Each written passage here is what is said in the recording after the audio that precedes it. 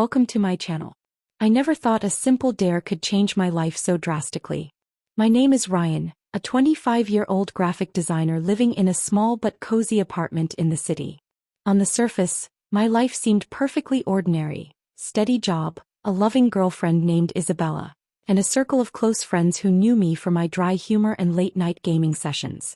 Yet beneath this mundane exterior, there was a side of me I had barely admitted to myself, let alone anyone else. A fascination with the elegance and grace of women's clothing. It started innocently enough. I would browse online stores late at night, drawn to dresses, skirts, and soft fabrics that seemed to promise freedom and transformation. At first, it was curiosity, a whimsical interest that I told myself I could control. But the thrill was undeniable. There was something intoxicating about slipping into a dress, about feeling the fabric hug my form, about experimenting with styles and makeup in the privacy of my apartment. I hadn't yet explored it in front of anyone, fearing judgment, embarrassment, or a mix of both. Isabella was completely unaware. She was supportive, loving, but had never known the private battles I wrestled with when it came to my identity and desires. Our relationship was comfortable, familiar, yet it carried an unspoken barrier. A part of me I had hidden, unsure whether she would understand, whether she would laugh or worse, distance herself. The first turning point came during a casual evening at her place. We were lounging on her couch, laughing over a silly movie when her brother Mark stopped by unexpectedly. Mark had always been mischievous, quick with a joke and a teasing grin that could unnerve anyone. That night, the teasing escalated into something I wasn't prepared for. "You know, Ryan," Mark said with a wicked smile, leaning against the doorway, "I've always wondered what you'd look like in a dress. Bet you couldn't pull it off." I froze. My cheeks flushed, a mixture of embarrassment and a strange thrill coursing through me. Isabella laughed nervously, unsure whether to intervene. I opened my mouth to protest, to deny it outright, but Mark's grin only widened. "Come on, I dare you. Just for fun. I'll even pick one out for you," he challenged, a glint of mischief in his eyes. The dare hung in the air, teasing, taunting, impossible to ignore. I hesitated, the thrill battling with fear. My mind raced with questions. What would Isabella think? What if I embarrassed myself? Yet somewhere deep inside, a spark ignited. A mix of curiosity, excitement, and something I couldn't yet name. And before I fully realized it, I found myself agreeing. "Fine. I'll do it."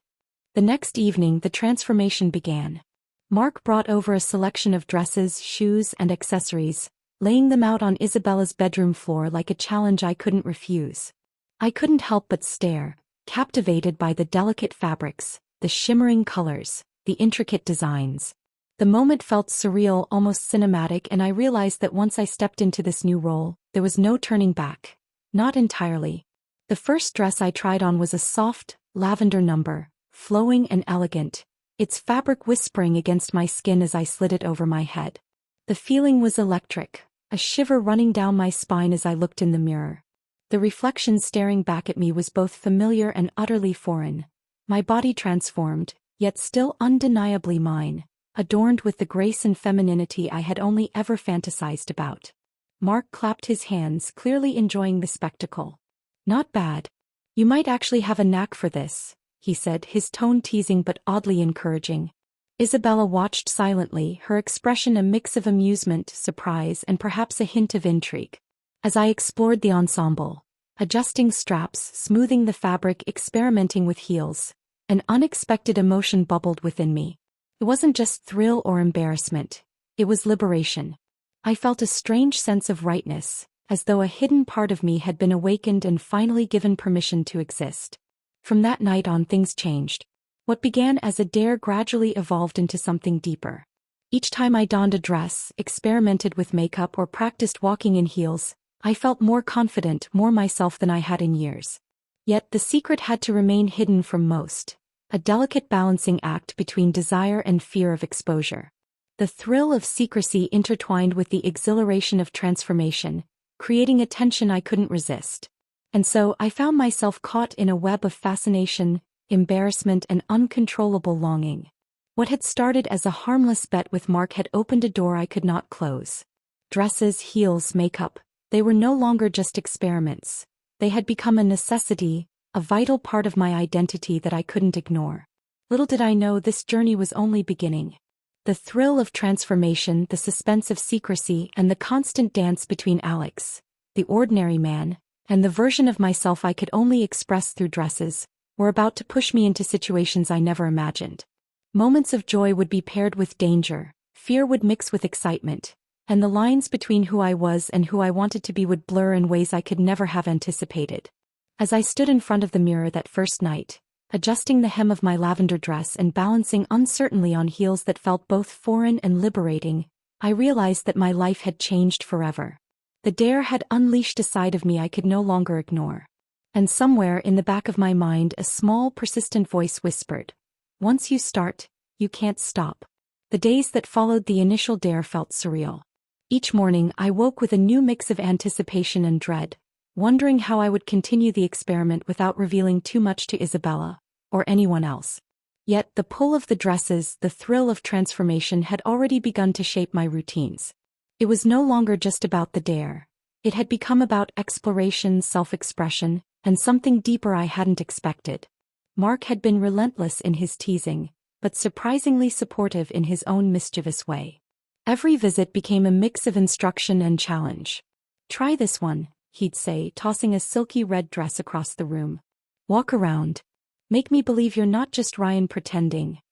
His eyes sparkled with amusement, but beneath it, there was an unspoken push, an invitation for me to confront my own fears and desires. I remember the first time I applied makeup in front of him. My hands shook as I held the brush, uncertain how much to apply, terrified of overdoing it or looking ridiculous. But Mark's presence, oddly comforting despite the teasing, gave me courage. Step by step I learned to contour my face, blend shades of eyeshadow and shape my lips. When I finally looked in the mirror, the reflection was astonishing. It wasn't just a mask or a costume.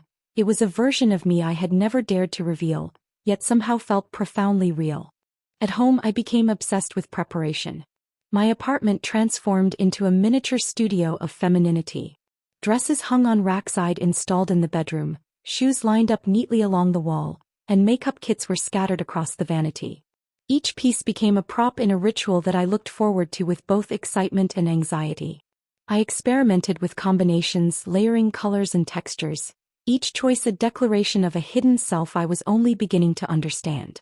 Yet with each transformation came a growing internal struggle.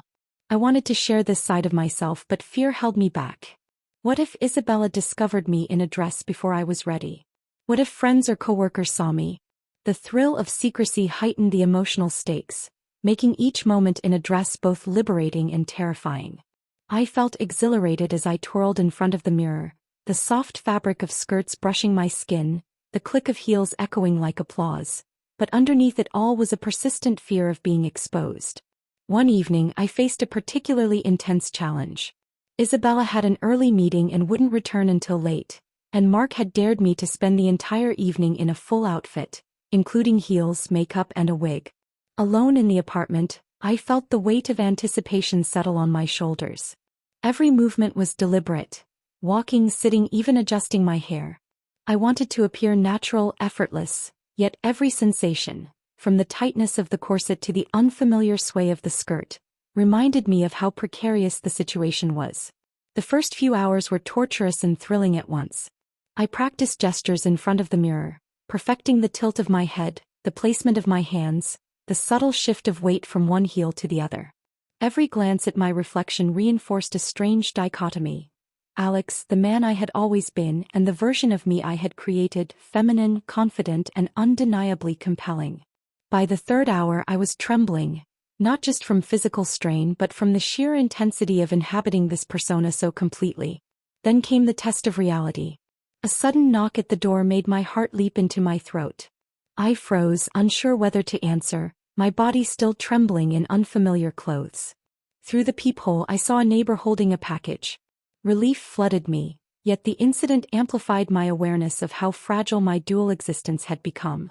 One small interruption could unravel everything, and the thrill of secrecy intertwined with a growing, addictive sense of liberation. As days turned into weeks, the transformation became more than physical. It was emotional and psychological. I started experimenting with my walk in public spaces where nobody would recognize me, slipping on a dress when running errands or stepping outside for a quiet walk. Each encounter brought a rush of adrenaline, a heady mix of fear and exhilaration. I began to notice subtle shifts in my confidence, in the way I interacted with people even when dressed as Alex. The dresses had begun to shape my identity, blending fear, desire, and expression into a single intoxicating experience. Yet the deeper I ventured, the more complex the stakes became. Isabella started noticing subtle changes, longer grooming routines, a newfound confidence that she couldn't quite place. I had to navigate the tightrope between curiosity and suspicion, managing my secret with a careful blend of charm and distraction. Every phone call, every unexpected visit, every glance became a test of self-control and performance. There were moments of sheer vulnerability too. One night, sitting alone in a particularly delicate dress, I traced my fingers over the lace, feeling tears well up in my eyes. The realization hit me hard. This wasn't just a phase or a game. The dare had unlocked a part of me that I couldn't ignore, and the thought of abandoning it, even if Isabella or the world discovered me, was unbearable. I felt exposed, fragile, yet undeniably alive.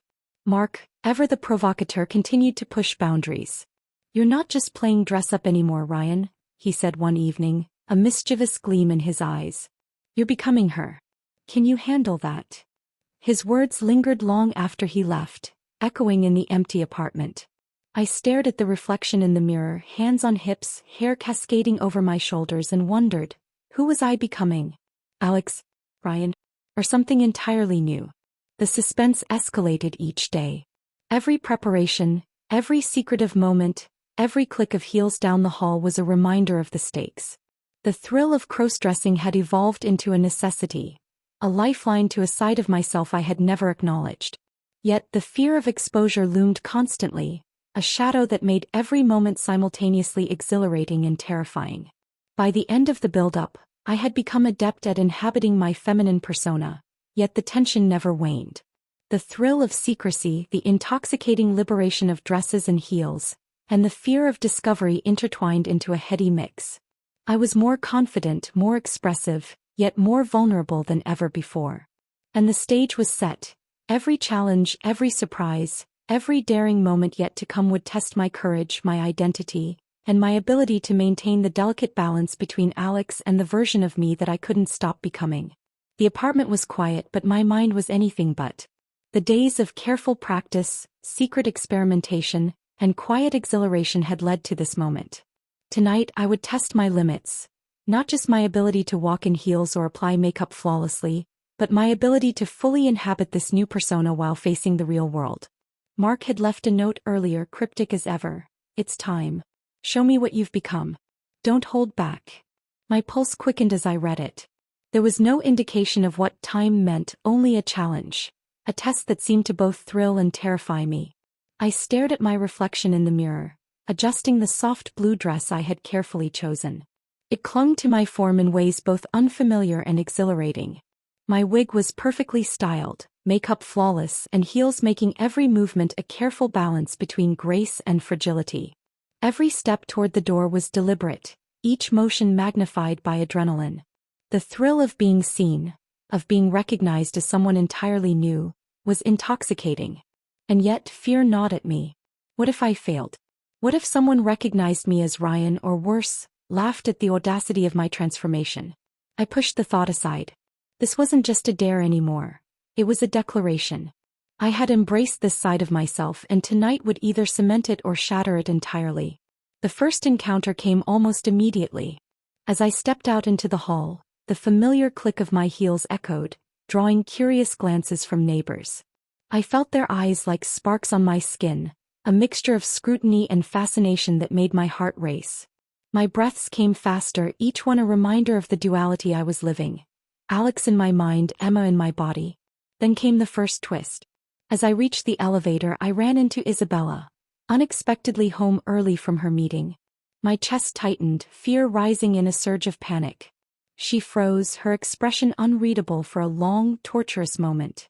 And then, slowly, a smile spread across her face. "You look amazing," she whispered, her voice a mixture of awe and uncertainty. Relief washed over me, yet it was short-lived. I realized that every step forward would now carry weight beyond my control. Isabella's reaction, though positive, opened doors I wasn't sure I was ready to walk through. We spoke carefully, testing boundaries, sharing glances and tentative touches.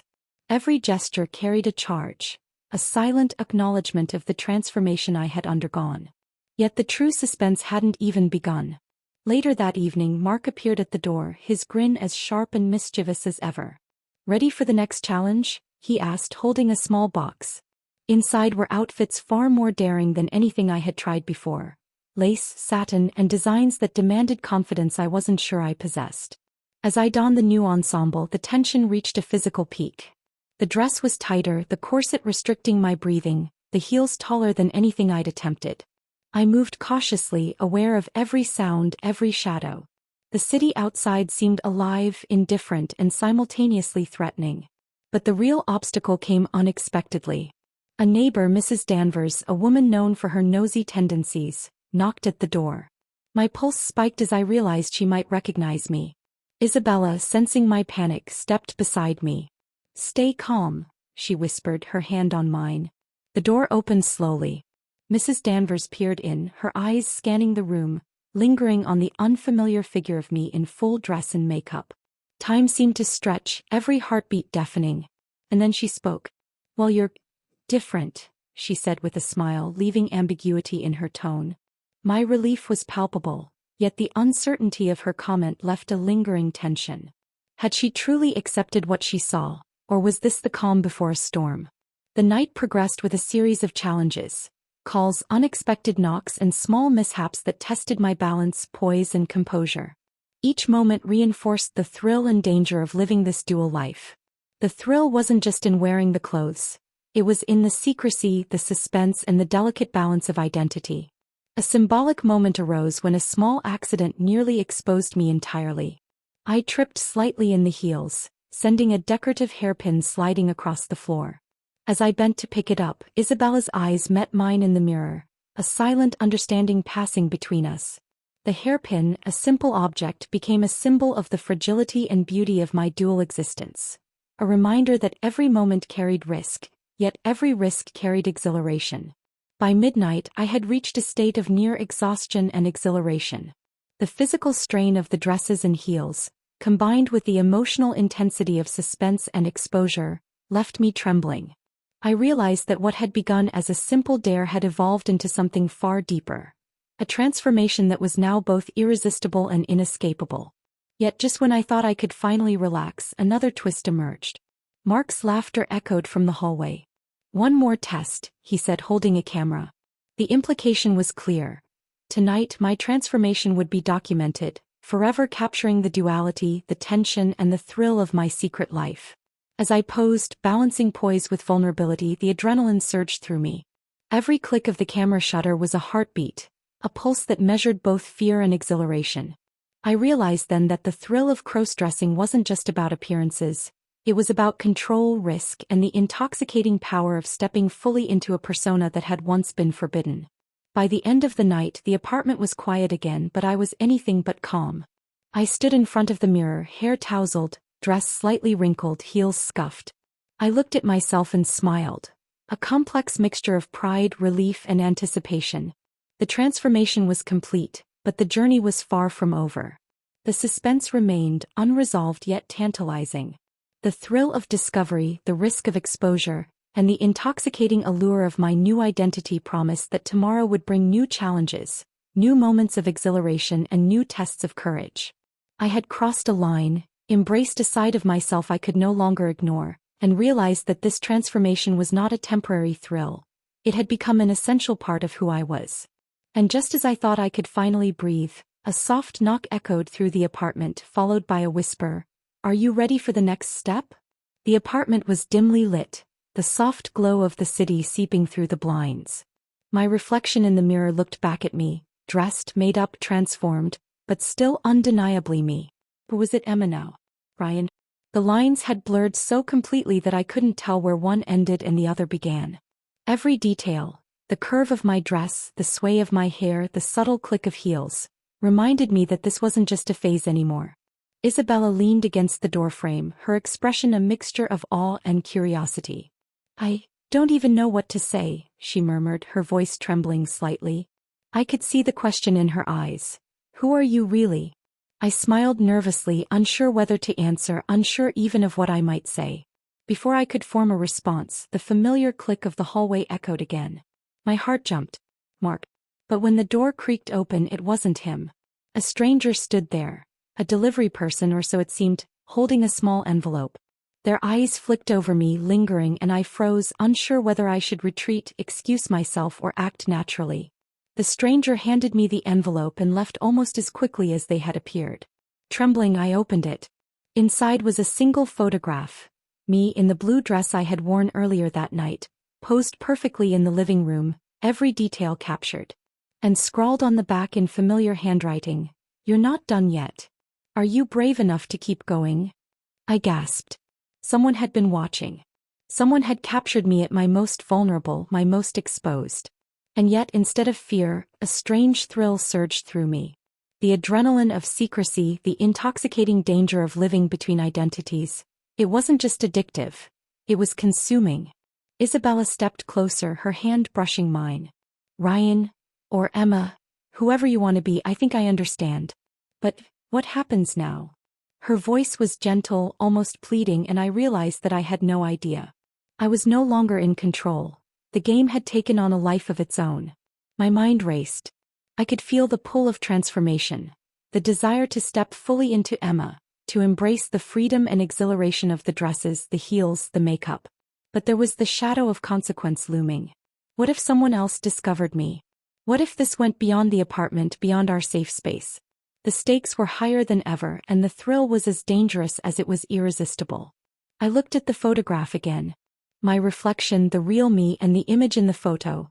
All three seemed to merge into one. A single thought crystallized in my mind. I couldn't go back. Not entirely. The person I had become, the thrill I had discovered, the power of expression. It was now a part of me. And then the sound of a key turning in the lock made my stomach drop. Isabella's father, whom I hadn't expected until tomorrow, was entering the apartment early. Panic surged. My heart raced, my hands trembled, and for the first time, I felt the true weight of living a double life. Would he recognize me? Would he see through the illusion? Would everything I had built crumble in an instant? I backed toward the mirror, adjusting my dress, straightening my wig, trying to look natural while my pulse pounded like a drum. Isabella grabbed my hand, whispering, "You can do this. Just be yourself." But which self? The question lingered, echoing in the quiet room. The door creaked open further, and the shadow of his silhouette filled the hallway. My breath caught in my throat. Every muscle in my body tensed. This was the moment of truth, where fear, desire, and suspense collided in a single heartbeat. And then, the screen cuts to black. The camera angle from my point of view shows only the doorknob turning slowly, the faint light casting long shadows, and Isabella's hand gripping mine. The suspense is palpable. Will I be discovered? Will Isabella help me maintain the secret? Or is this the night that changes everything?